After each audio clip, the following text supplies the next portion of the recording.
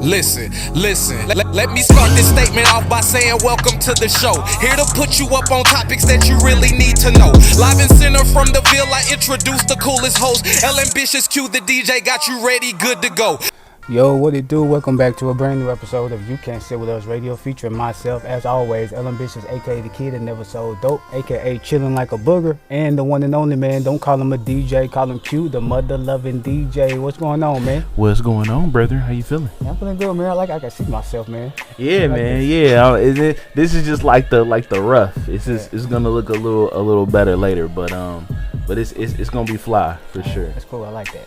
Yeah, man. Start looking at the camera. Yeah, man. I'm trying to get some production going in here, man. I'm trying to show the world the vision. Right. Man, how you been, man? Man, another day in the life, bro. Just trying to get ready, man. As I told the pod, I don't know however many episodes ago it was, but got a baby on the way in July, man. Second one, so getting ready, getting life together. Mm-hmm. Currently on the car hunt, which, man, is a whole nother demon in itself. So did you look at? Yeah, man, I done checked a couple places, man. I'm just trying to find what's right, trying to get the price I want to pay and all of that, because with the last car, that note was out of this world for real. So I'm really not trying to do that same thing again. So just trying to figure it out, man. It's all gonna happen. I ain't worried about it, but just getting there. Right. So you getting there? You got everything ready though for the baby, getting stuff? Man, just about trying to put together the registry, bro. Because let me tell you, doing a registry, when you did it the first time, it was just kind of like we just throwing stuff in here, the baby might need a new chair. Let's put that chair in there. Let's put all this stuff. Now, second time around, it's like, bro, just send me some diapers. Send me some diapers and wipes. Yeah, I mean, and that's really what we need. It's so crazy when you first have a kid for the first time. People will tell you that there's so many things that you need, and you discover that you need stuff, but you don't really need it. I don't know. I think that people make babies a lot harder than they actually are, and so it's just. I think this time is just kind of simplifying the process of, we only need these couple things and that's it. So, yeah, man, just maneuvering through, but I'm excited for sure. Yeah, ain't you preparing for your wedding too, man? Man, bro, man. which then you had to put that on hold. Right. Yeah, because it's got a kid on the way, so I can't just plan a wedding right now. So, putting that on hold and everything, which I'm gonna be excited to do that, probably sometime next year after we get things together. But it's a lot going on. It's a lot going on outside of that, and wedding season coming up to DJ. So, we just getting into the swing of things, man. But I'm excited, bro. I'm really excited. Going crazy this year, man. Yes, sir. What you got going on, brother? Man, ain't got much going on, man. I got a free meal from Chick-fil-A though. Free meal, man. That's what you include in your things going on? Yeah, man. That's what happened last week. How'd you get it? Did you complain? No. I ordered through the app, right? Mm-hmm. So I got there. They said they didn't get the order, but I had the order number and everything, right? Yeah. So they went back and checked. They said they didn't know what happened. I don't know. They canceled the order. They said, hey, we just gonna give you the meal for free. Plus, I had a gift card, so I still got my $20 gift card. So I can get another meal for free soon. This guy. Hey, no, that's favorite, hey, bro. Man. That's favorite right there. And I don't even go to Chick-fil-A like that, so I was like, okay, what's up? Your pleasure or what? Yeah, man. But I didn't know that, man. They chocolate chip cookies good as hell, though, man. Yeah, no, that's a fact. Well, I don't know if I even had one from there though before. Actually, they must good, man. Now I'm thinking about it. Nah, but they got this new little Dragonberry joint, whatever drink this is. Oh, that joint is limited, ain't it? But it's whatever limit it got on it. Get there before it's over. That joint is fire. I'm telling you. Man, alright, so yeah, as always, man, we keep the most amazing, talented, dopest, spectacular guests on the show, and today is like no other. Absolutely. We got NGR Facets on the show today. How you doing? Good, how you doing? How you been though since we last saw you at the Six Fest? Pretty cool, just working, getting some stuff together, trying to get my life together, finances and all that. Man, ain't that the story, right. for real? When So for the audience who doesn't know, we did Six Fest a few weeks ago, and we sat down with NGR Facets during that show, and I'm gonna see if we can plug in some of that footage in the beginning. Yeah, we need to. Yeah. I'm gonna see if we can plug in some of that footage in the beginning. But we sat down and wanted to make sure we had you back on the show, so we really appreciate you pulling up with us. Sure. So I mean, just for our listeners out there and viewers on YouTube, just tell the people a little bit about yourself and who you are. NGR Facets, y'all call me Cole. I'm 19. I'm from Dallas, Texas, Fort Worth. Came here when I was like 4. Okay. Went to Nashville School of Arts. I don't know what else. I just do a lot. I do like art commissions. I play some instruments. I sing. I rap. I write poetry. Yeah, and that's what I wanted to get in with you for real. Like, Cole, you do. Oh, so I feel better. So I can call you Cole. Then. All right, bet. It's very much like. So, I mean, how do you get into doing so many things? I mean, like, it's just, you know, a lot of people, they have their one lane, they stick to that one lane, and they just like, you know, I gotta put all my focus into this. But I always admire people that can balance doing different things. So like, how did that all kind of fall in for you? I had a very like attentive family around me. Like I grew up around my granny and my aunt. My granny was like a preschool teacher and all that, so she very much believed in like, if it's summertime, if you're out of school, you're going to be doing something. You don't have to be like out doing sports or outside, but if you're inside, you're not going to be on the TV. Like you're going to be creative or something like that. So she always had us like working with our hands. And it's just like, I fell in love with art because she would always have us doing that. And then music was always around because it's just what we grew up in. So it's just like, as you learn that you can do multiple things, you kind of learn to compartmentalize whatever you're doing, because they also taught us how to like use art as a way to communicate your emotions if you don't know how to exactly say it out. So it just depends on the day. I feel that. Yeah, crazy thing is, you 19, we old as hell. So. Oh, right. Like, damn. And I got about 2 crafts that I done locked in. And I ain't locked them in all the way. I'm still like finagling everything. So I feel it, man. But so let's go back to Six Fest for a sec. So far as cause you perform, right? How do you judge your performance every time you perform? You trying to get better, or is it something you like, you don't really watch yourself? I judge them. I judge like almost every aspect of it. So like sound and like what I can and can't do on stage when it comes to like where I feel like I can move around. I really try to work on stage presence, because when I make music, I really make it as like a conversation, and then I'm just like, all right, I'm gonna put it out. So most of it is not like get hype type of like talk to you type music, unless I'm just in the booth. And then when I get out, it's like, okay, it's a bunch of people out here, what am I supposed to do? But yeah, I grew up doing the whole like not performing but in front of people like type thing. So it's almost like you learn to start critiquing what you do when you get on and off stage. Like my folks send me videos. I was like, I wish I would have, pronunciated that better. Or I wish I was a little bit louder or moved to that side of the stage. Do you ever like perform in front of the mirror? Like no, that? Not really. Okay. No. I feel it. So what passion do you think you fell in love with first? I would first. I'd probably say music. Like I was always like walking around humming something 9 times out of 10, and then that led. I was always like writing too, because I really like to read. So probably like anything that has to do with writing would be like the first love when it comes to creativity. I feel that.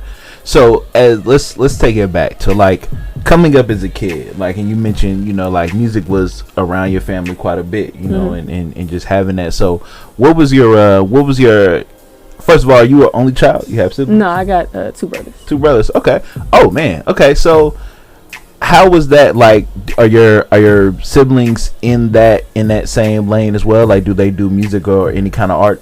So one of my oldest brother, he can draw, but he doesn't. And then my middle-aged brother, he's in the Marines, so he didn't really like. He was always more like action, go work out type, but he was always doing something still. I feel it. So do you feel like you felt like different from your siblings then? Yeah, a little bit. I mean, I'm the only girl out of both of them, so like there's that. And then I was just always like more to myself. I didn't really go out as much as them unless I was like outside in nature.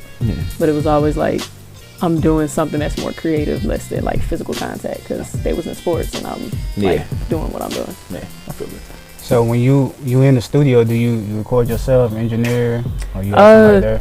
I do. It depends on the day. I got my homeboy Dante Mustafa that does like most of my engineering and producing, and then sometimes if I want to make something at home, I'll do it at home and see like what I can and can't fix, because I like being more hands-on when it comes to what I create. Okay. Do you have like a certain type of studio, like some type of vibe you like to be in? Low light, very much so, kind of like this, and then like just not quiet, but I don't like too many people being in the room, and I just like to have somebody I can bounce ideas off of. Okay. So let's talk about I want to talk about just like kind of like your social life. So do you feel like doing, you know, just so many different things, or even, you know, just focusing on whatever you want to focus on at the time, do you think that interferes with your social life as far as like having friends and like relationships or doing anything along those lines? It has sometimes. Like I've put like the studio before whatever partner I'm with at the time, and you know, sometimes they might be a little bit iffy about it, like you're in there too much, like you haven't spoke to me all day, but I'll be like, this is what I want to do. You kind of got to work with it, like. And then in terms of like if you want to do music videos or write music, it might not be about the person you're with at the time, and sometimes like that can interfere, and you have to be good at communicating with that. Socially though, I don't really go out as it is. I'm pretty much a homebody. So unless we're doing something creative, I'm not stepping out of my house most likely. So that. Want to get to the song? Yeah, let's do it. So let's talk. So talk about For Her. For Her was a song that I had wrote when I was going through it with somebody. It was literally like a letter to somebody who I could not. It's not that I couldn't get in contact with them, but I was just like, I didn't know how to say certain things to them without sounding a certain way. So that was just like I'm gonna just put it out on here. I'm gonna put it out, and you know, at the end I go like, text me if you get the message, and that's the whole thing with that. Word. So yeah, we're gonna get into For Her. We'll be right back on You Can't Sit With Us Radio. Yo, welcome back to You Can't Sit With Us Radio. So I was reading your bio. I see where you say you wanted to recreate Black Wall Street. Why is that? I just feel like a lot of times when it comes to our art, it ends up getting so saturated in bullshit, and people come in and, you know, take bits and pieces from the most important parts and then just leave it where it is. And I feel like we should pay more attention to like our folks more than we do. I'm not saying everybody else, but like we should put more money into our own pockets than we do everybody else, because we got a bunch of talented people. Like I got on a bunch of black-owned business right now. It's more quality, you get better connections, and it's just a little bit better for our community. I mean, they always burn it down, but we don't do shit about it. Did you like where they tried to I guess was it like for one day they tried to stop going like to Target and all those different places? I was working that day. They actually did pretty good. I'm not gonna lie, like it was pretty cool. I don't know if they didn't spend with like almost everybody is in like businesses in general, but you know, stood on business for sure when it came to that. And it's dope that you could like actually notice it. You feel me? Like just, you know, so a lot of people can speak, you know, and just say like that's what I'm gonna do, but I think it's dope that you notice it because people as a collective kind of came together and said like this is what we're gonna do. So I think that's fire. What I wanted to ask, I've lost my freaking train of thought. A little bit tweaking. So I was on Instagram the other day, and so I saw this video, and this is like totally random. So I saw this video about this guy who was trying to tow a car, right? And he was was a repo guy, and the guy that he was trying to tow got in the car, didn't want him to tow it, and ran him over with said car to get away. Like it was crazy. So my random question is, so like do you think that repo people should be able to just like take whatever they want? I mean, it's not taking what you want. You're supposed to pay money on it. You didn't pay money on it. It's not your car. I gotta come get it. That's my job. Like you can't be mad because you didn't have the money to pay for it. Like, That's a fact. I was thinking about that. What you think? If it's just like you think, would you be a repo man? Oh hell no. Hell no.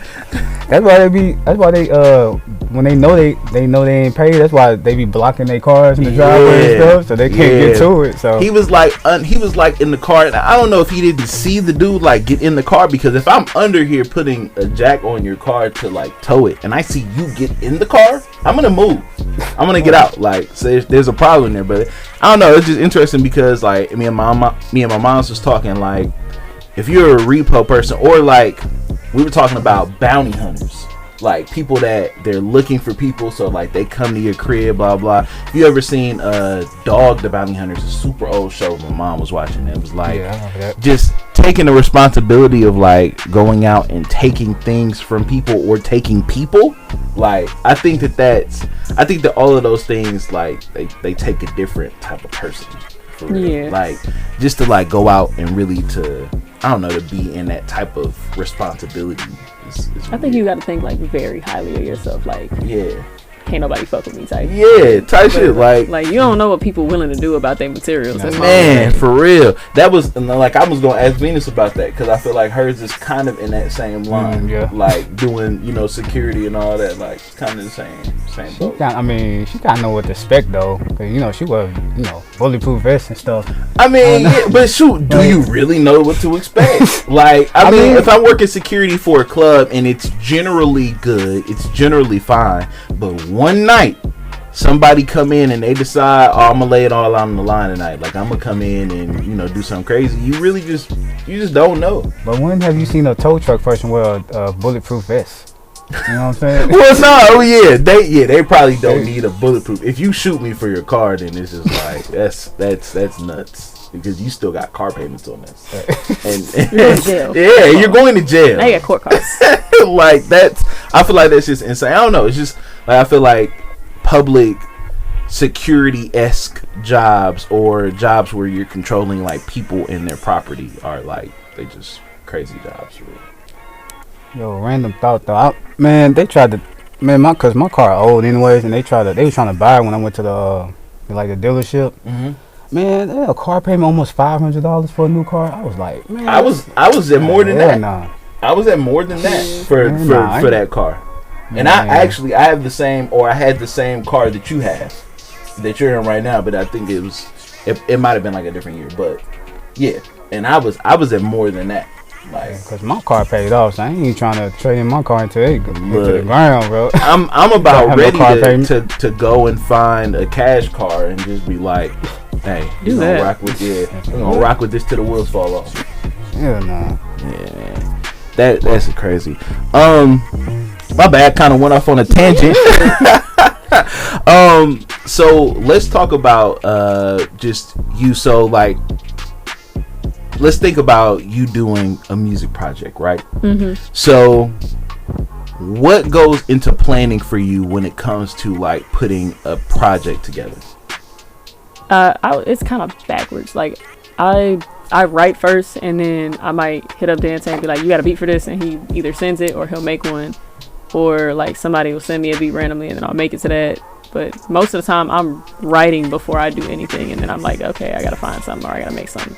That's always been like you said, like it feels, because I don't know, like, so when you're writing a song, right, and you don't have an actual beat, so I can imagine that, I guess you're kind of thinking of some kind of cadence or something in your head when you're writing it, or like a rhythm. Oh no, I have a whole like symphony in my head playing, like with everything laid out. I just don't have it with me physically, so I can like imagine exactly what I want, and then I'll just write to that, or I'll just like switch it up depending on what I want to do. But the whole song is done in my head. It's just like I need somebody to come look at me and like scan my brain and be like, cool, and then do it. Yeah, that's crazy.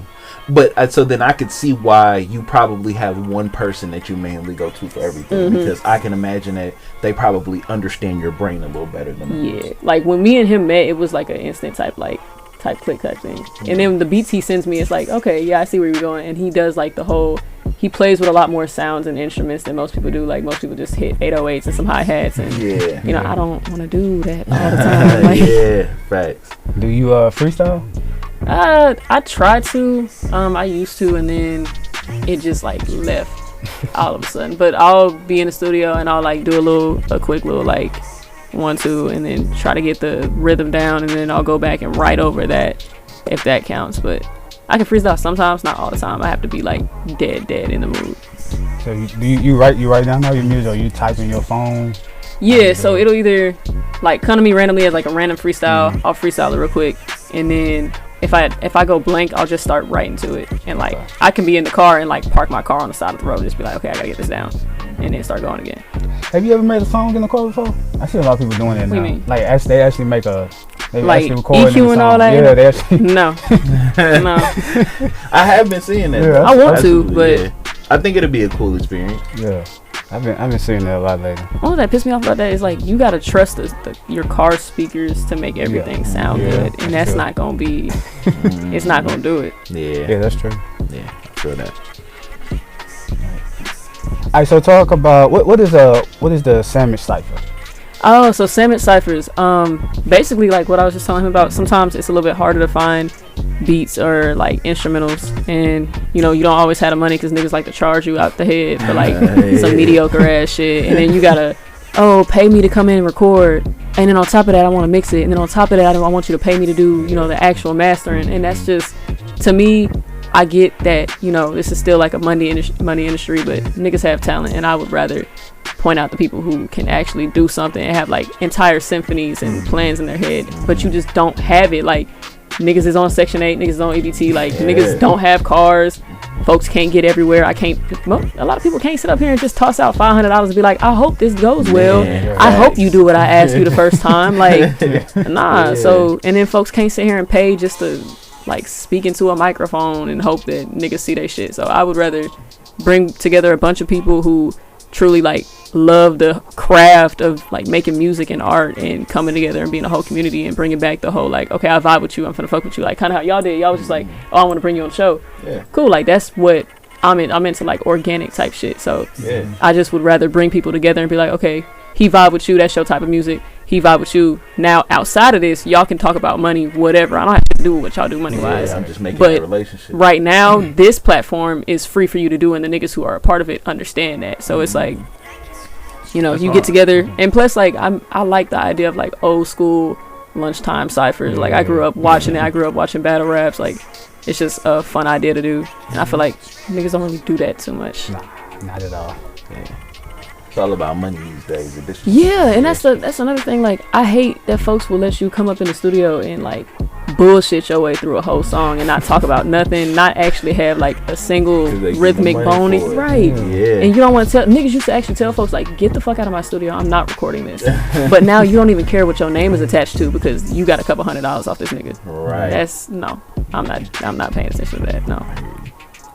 And what is the Southern Movement Committee? So the Southern Movement Committee is, I gotta remember it. It's basically a committee that's here in Nashville, based in Nashville. They're trying to spread it out. They get together and they make things better for our community. They have a varsity spending plan that was supposed to be, I think, 10 million. I might get the number wrong. Jamel, don't kill me. For education and a lot of other things, but they didn't allow that. They only gave him $1 million, so they had to stifle it down and divvy it up. But it's a free organization that you can join. They do a bunch of city halls. They do a bunch of talking with the mayors. They actually have a new department that's coming in to the mayor's office that's supposed to be centered around not sending kids directly to juvenile or jail and having a different way for them to go, like I said, not directly to jail, but having some different type of outlet for them to do.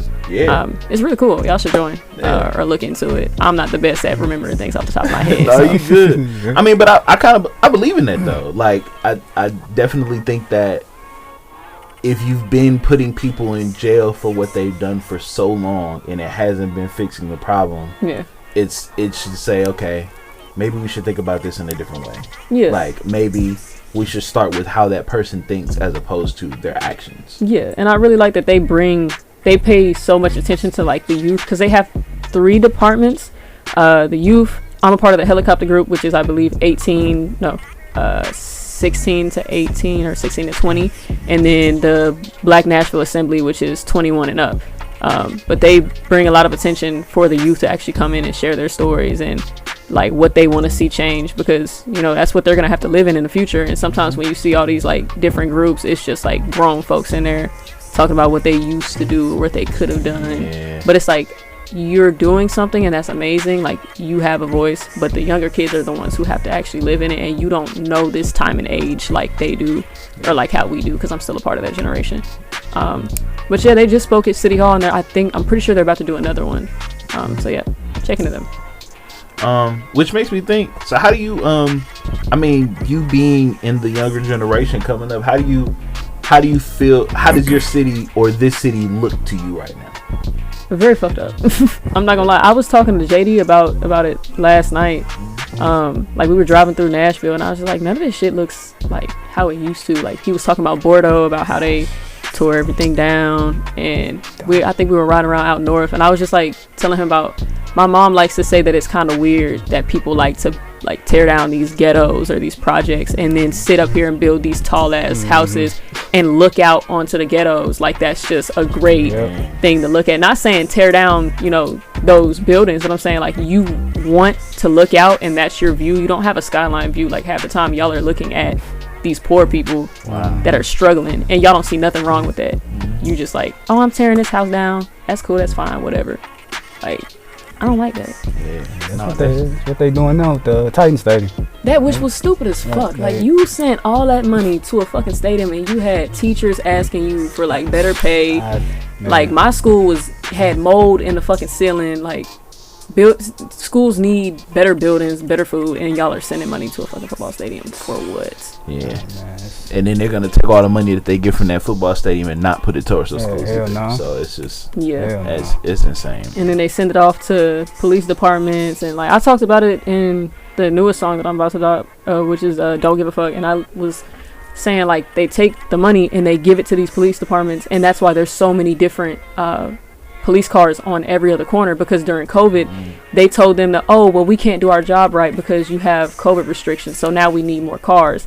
Now COVID is over, and you can look at them saying, oh, we need more cars because, you know, we have to do the 6 foot thing, but now y'all are having these cars and your data is not showing that your cars are being used for what they're supposed to be using. They're just sitting. So now y'all are driving around looking for people doing miscellaneous shit. Like that doesn't make any fucking sense. System, man. It's getting worse and worse, man. Right. All right. So you say you from Dallas, right? Mm-hmm. Okay. So how long you been up here? I've been here since I was 4. So I was raised here. I'm from Dallas. So when the last time you been in Dallas? Probably when my cousin passed away, but we were in Houston, so yeah, I ain't been back in a hot little minute. I want to go though, but it's too many people that done moved out there. Traffic sucks. You can't even get back down the highway without going straight down, taking the farthest exit, and then wrapping all the way around. I don't want to do all that. Yeah, I got my sister out there, so I go out every now and then. It's traffic everywhere every time. I do want to go out there to visit that thing that they do every year when they bring like just all the communities out. It's Black Texas. I forgot what it was called, and I want to go down there and get my first set of grills. That's fine. I might have to check into that actually. Man, I'm trying to go back to the rodeo, man. Go back to the rodeo? Yeah. I went to a rodeo. Like you were telling me about that. Yeah, they roping cows. Yeah. Roping the bulls and all that. That was in Texas? Yeah, I went. That was like the first time I went. Yeah, it was like first time I went. Yeah, it's like, damn, I forgot. It's like on the outskirts of Dallas. I can't remember the exact location, but yeah, it was fun. Would you try it? Nah. Why not? I mean, I'll try to open them, but I ain't getting on there riding them. Oh, okay. I ain't get on riding. Give me a helmet and some D-pads. You ride a horse? I ain't never rode no horse. I would though, yeah. I would absolutely ride a horse. Yeah. Did you know you can ride a horse as like a legal vehicle, don't you? Like on the highway? No. I'm pretty sure.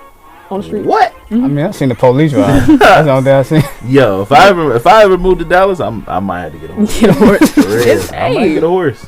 Do it. That's actually kind of fire. Yeah, I would do that. I wonder how much a horse costs though. Yeah. Horses is out of this world, from what I hear. I want one so bad. And you think like it's people that own like a bunch of them. Like, yeah, especially here in Tennessee somehow, which I didn't know. Yo, you could, man. It's like I'm coming from Laverne, and there's this spot I can't even like describe the spot, but these people just have so much open space and mad cows, mad horses, like just there, and I'm like, bruh, how much did y'all spend to get these? Probably the spend is probably just like generational. Probably, and then you gotta feed them, you gotta care for them, you gotta care for the space that they're in. Like you could probably get rid of all of those if you ever wanted to, and probably be set. You know what I mean? Like just with the money that you no longer have to spend. Yeah, but you think about the money you not spending while you have all that livestock on where you are though. That's true. Like you got milk, cheese. Like if you're using the pigs and all that for meat, you got meat on you. Like you got eggs. It's all there for you. And you probably selling it to make more money. Yeah, I'm sure it's a tax write-off too though. Oh, I'm Probably. sure. Yeah. Gotta be. All right, what's the second song you wanted to play? Second song I was gonna do V-Day, but I do DJF. I'm gonna send it to you. Okay, let's talk about it real quick. So DJF is basically, I had made this song right after Jocelyn had got murdered in that school at Antioch High, and it was just a lot of stuff going on. Like school shootings were happening back to back.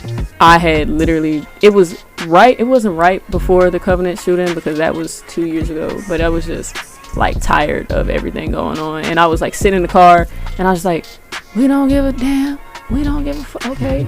And I did like a little voice memo and I sent it to Dante and he was like, okay, I got you. And I came in the next day and I had it written already, and I also needed a song for Six Fest. So as soon as I found out that I needed to have 2 songs, I just wrote it. I think it took like a day or 2 and I went ahead and had it done. But there was just a lot of like, there's so much going on in Nashville, like globally, yes, and countrywide, yes, but in Nashville and Tennessee specifically when it comes to like taxes and what they do and don't value when it comes to kids' lives and how we can and can't live. It's just, I would like for the younger generation to pay more attention. I feel like we do, but sometimes you just need something more in your ear, kind of the way you want to hear it for it to actually process. Yeah. Okay, yeah. So let's get into it, and we'll be right back on You Can't Sit With Us Radio. About a good 11, 12 o'clock. Oh my God. Man. Touch your soul. Facts. You gotta get you the crack wings too, though. Ooh, yeah. You gotta go get the crack wings for sure. The bando? Yeah, the bando. Mm-hmm. Yep, hit bando. Even what's the vegan spot? Slutty Vegan. Oh. Slutty Vegan is fire. If you're looking for something fun to do, Beauty and the Bomb. I think it's Beauty and the Bomb. That's fun. It's basically like the escape game, but you play like 4 or 5 different games. You get time added to your clock based on how well you do on said games, and then in the end, it's this one room that you and like however many people you come with are in, and you're trying to guide this car through a maze, but each of y'all have a controller. So one person moves the car left, one person moves it straight, one person moves it back, one goes right, whatever. And if you don't win in time, you get hit with paint bomb. Oh, okay. But they put you in suits though, so of course you're not gonna get paint all over your clothes, and it's just water based, but it's fun as hell. You said Beauty and the Bond? Yeah, Beauty and the Bomb, BOMB. Bet.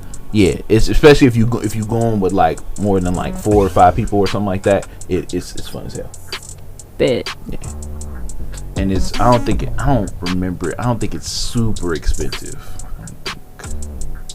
Cause I'm going down there for this the Ring in Atlanta, but I want to go down there and like actually have fun. Yeah, I would definitely hit Beauty and the Bomb, definitely Bando for the crack wings, and definitely Slutty Vegan. They're hilarious on Instagram too. Who? The bando. Oh yeah. I follow them. Alright. Oh, that look fun as hell. Yeah. Yeah. No, Beauty and the Bomb is a blast. We down there go every time we go today. I want to try to hit the skate rink, but them niggas they be in there like just ripping and running around that bitch. Yeah. Cascade. I ain't skating and had fun in ages. Shit, I go every Tuesday, so. Oh shit. Okay. Or I try to. So if y'all want to pop out. Where you go? Rivergate. Yeah. Oh yeah, that's where everybody go. Yeah. I think that's only That's really that's the only thing that stay open out You there. got Smyrna, but that Smart, they different. Yeah, nobody trying to get out there. Need to shut down that damn mall. I don't know what they waiting on. That ain't gonna last. Riverdale Mall still up? Barely. Yeah, barely. Yeah, they done took everything out of there. I used to live like a couple blocks away, but they done took a lot of stuff. But they are redoing Madison though. Like, yeah, they are. I went every time I go through there, which I probably end up at Madison every few months or so, just randomly. And Madison looks different every time I go. Every time. Damn, shit. Yeah. They've been changing a lot of stuff for sure. Shit. Alright, let's get to this. Finish this up. Yo, what it do? Welcome back to You Can't Sit With Us Radio. So, Cole, it is time for random ass questions. These questions have absolutely nothing to do with what we talked about today. Are you ready? Yeah. Alright. Now, I can't remember what questions I asked you at Six Fest. So, if I ask you a question. I don't know neither. Yeah. So Okay, good. It's on the same way. I can't remember. Alright. Do you eat or drink soup?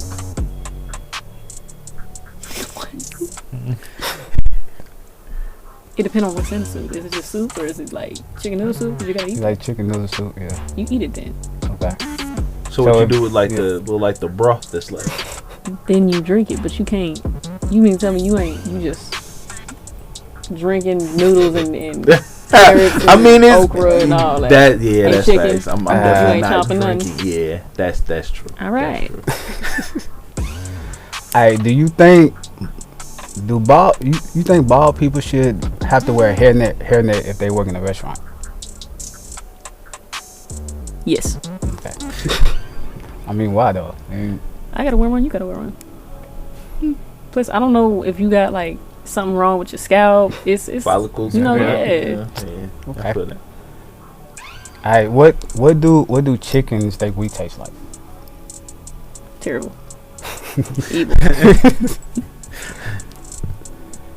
Alright, would you rather eat grass or a grasshopper? Grass. You know, grasshoppers got protein in them though.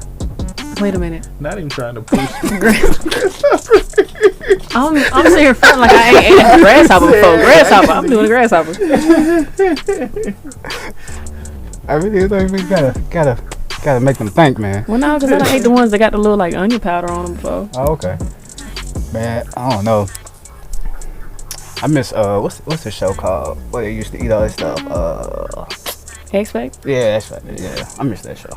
X Factor was crazy. We used to have them eating. Oh my god, Hey, everything. These are some sick stuff, bruh. Crawling around in maggots? No. Yeah, I'm good. What is the worst thing you can use other than toilet paper? Other than toilet paper? Yeah. Trying to think like worse with a sock. A sock is I guess. Crazy. yeah. I was gonna say a rag, but Yeah. throw it away. I don't Yeah. know. Hope it ain't a rough rag. Alright, what color crayons have the best and worst personalities? Okay. Peach is terrible. And green is amazing. Yeah. Alright, if Teletubby and Barney got in a fight, who gonna win? I don't know too much what the Teletubby look like. I'm not gonna lie. That's the little baby thing. Like a little Yeah. Barney. Oh, Yeah, basically. Teletubbies. Alright, what you doing if you invisible for a day? Stealing. From the government. From the government. Yeah. Directly into my savings. Alright, do you think penguins have knees?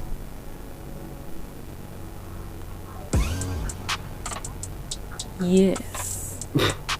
They actually do. They do. Hey, I was right. Gotta think about it. They don't. You can't see them, but they have them. I don't know if they don't even think they can bend though. So. It makes sense because they gotta lift up and off the edge. Yeah. So Alright, last question is okay. What if every time we eat an apple, we're eating a tree baby? yes, we eating tree babies. I was like, I don't even know how to say that. I was like, I guess that's just what we do. I mean, shit. Hey man. Honeycrip's gonna see me. I'm sorry. All right, Cole. Appreciate you being on the show. Shout out to social medias. Anything else you want to say? NGR Facets on all platforms. Follow Sam at Cyphers too. We starting it up in March. What's this month? April, I believe. Follow Southern Movement Committee, and yeah, stay tuned with Black-owned businesses. Word. Facts. And as always, y'all can follow me on IG at Q the DJ, QUETHEDEEJAY, and on X or Twitter as the same thing. Ambitious. Yeah, follow me at Ambitious1K on Instagram and Twitter. That's the number 1, the letter K. You don't know how to spell ambitious, go look it up in the dictionary. Go ask Alexa, go ask Siri, do what you got to do. Threshold Brace, Instagram, Twitter, and Facebook. You Can't Sit With Us Radio, all one word on Instagram and Facebook. And what's the Twitter? Y.C.S.W.U Radio, all one word on Twitter or X. Tap in with us there as well. Yeah, until next time, man. Ambitious Q, we out. We outie. Yes.